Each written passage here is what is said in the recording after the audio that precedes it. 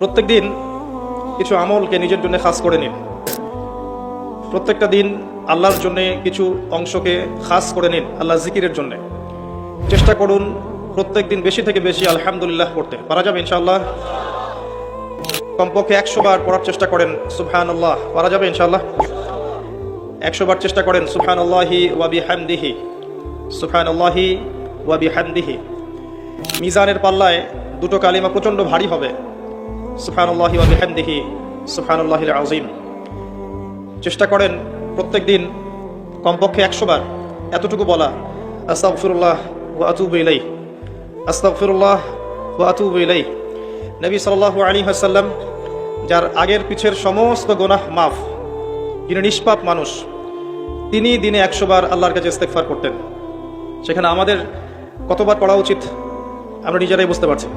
কমপক্ষে 100 বার বলতে চেষ্টা করি আস্তাগফিরুল্লাহ ওয়া আতুবু ইলাইহি। এবং সকালে এবং সন্ধ্যায় একবার করে বলার চেষ্টা করি সাইয়্যিদুল ইস্তেগফার। সাইয়্যিদুল ইস্তেগফার কোন বই পাবেন? আমি রেফার করি একটা বই, হিসনুল মুসলিম। এই বইটার অ্যাপসও পাওয়া যায় প্লে স্টোরে, এখানে পাবেন। সকালবেলা পড়ার পরে কেউ যদি সন্ধ্যার আগে মারা যায় ইনশাআল্লাহ জান্নাতে যাবে। সন্ধ্যাবেলায় পড়ার পরে ফজর হওয়ার আগে যদি মারা যায় ইনশাআল্লাহ জান্নাতে যাবে। কোনটা সাইয়্যিদুল ইস্তেগফার?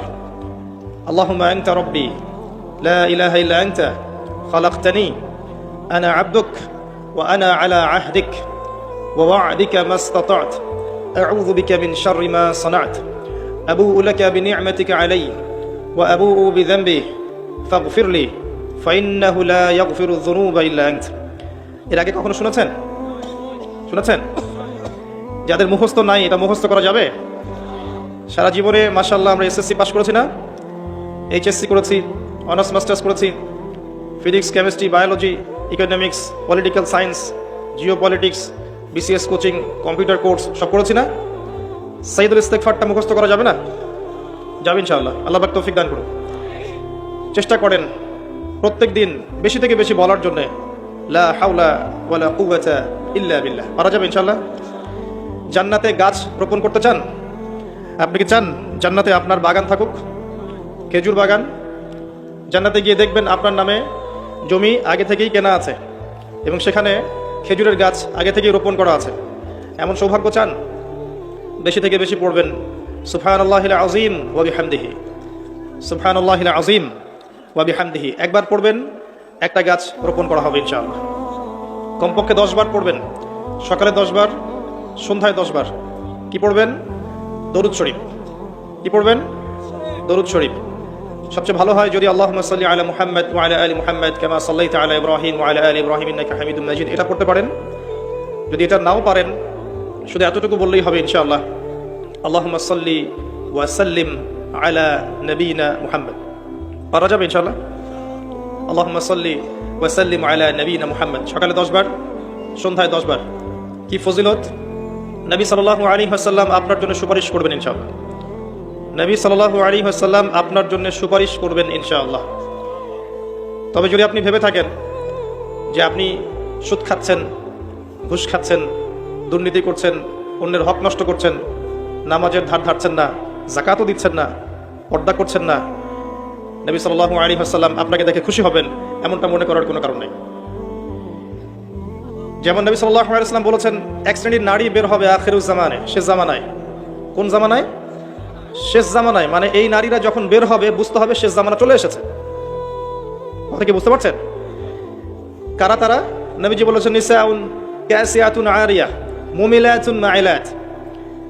এমন নারী যারা কাপড় পরেও নগ্ন থাকবে। এমন এক শ্রেণীর মহিলা যারা কাপড় পরবে কিন্তু তারপরেও নগ্ন থাকবে। আমার কি ব্যাখ্যা করে বোঝানোর দরকার আছে? যারা মানুষকে আকৃষ্ট করবে, নিজেরাও মানুষের দিকে আকৃষ্ট হবে, এই শ্রেণীর নারীদের ব্যাপারে নবী সাল্লাল্লাহু আলাইহি ওয়াসাল্লাম বলেছেন তারা জান্নাতে যাবেও না, জান্নাতের গন্ধও পাবে না।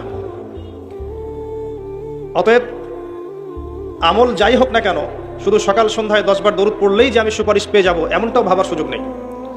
প্রথমত আকীদা ঠিক করতে হবে, তাওহীদ শিখতে হবে, শিরক থেকে দূরে থাকতে হবে, সুন্নত শিখতে হবে, বিদআত থেকে দূরে থাকতে হবে, হালাল রিজিকের সোর্স তালাশ করতে হবে, পারিবারিক আদর্শটা ঠিক করার চেষ্টা করতে হবে, পর্দার বিধান মানার চেষ্টা করতে হবে।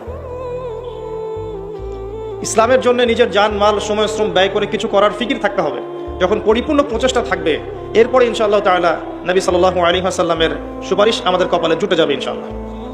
যদি কোনো প্রচেষ্টাই না থাকে, কোনো প্রচেষ্টাই নাই, শুধু মুখে একবার লা ইলাহা ইল্লাল্লাহ বলেছি এবং ভাবছি যে আমি জান্নাতে চলে যাব, ফরজ ওয়াজিবের ধার ধারছি না, শিরক তাওহীদের ধার ধারছি না, সুন্নত বেদাতের পরোয়া করছি না, হালাল হারামের কোনো পরোয়া করছি না, ভেবে নিচ্ছি যে আমি লা ইলাহা ইল্লাল্লাহ বলেছি, জান্নাতে চলে যাব, তাদের জন্য আসলে এই পৃথিবীটা নয়। পৃথিবীটা বুদ্ধিভিত্তিক মানুষদের জন্য। দেখুন, লা ইলাহা ইল্লাল্লাহ মুখে বললেই যদি জান্নাতে যাওয়া যেত, তাহলে আব্দুল্লাহ বিন উবাই, মুনাফিকদের সর্দার, মদিনায় ছিল, সে কি দোষ করেছে? আমার কথা কি বুঝতে পারেন? আব্দুল্লাহ বিন উবাই এর নাম শুনেছেন? মদিনায় মুনাফিকদের সর্দার, ইসলাম কবুল করেনি, করে নাই, মুখে কালিমা পড়েছে না, কেন জাহান্নামে যাবে তাহলে?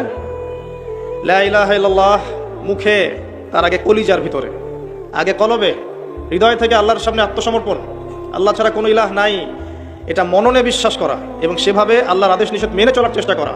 এরপরে কাজ করতে গিয়ে ভুল হতে পারে, তওবা করে ফিরে আসার সুযোগ আছে। লা ইলাহা ইল্লাল্লাহ এটাকে সরাসরি অস্বীকার করলে কাফের হয়ে যায়। আর লা ইলাহা ইল্লাল্লাহকে মুখে স্বীকার করে মনের মধ্যে কপটতা থাকলে মুনাফিক হয়। আবার লা ইলাহা ইল্লাল্লাহ বলে বিভিন্ন পাপাচারে লিপ্ত থাকলে ফাসেক এবং জালেম হয়। আর লা ইলাহা ইল্লাল্লাহকে মন থেকে বিশ্বাস করে মুখে স্বীকার করে কাজে বাস্তবায়ন করলে পরিপূর্ণ মুসলিম হয়। আমি কি বোঝাতে পারছি?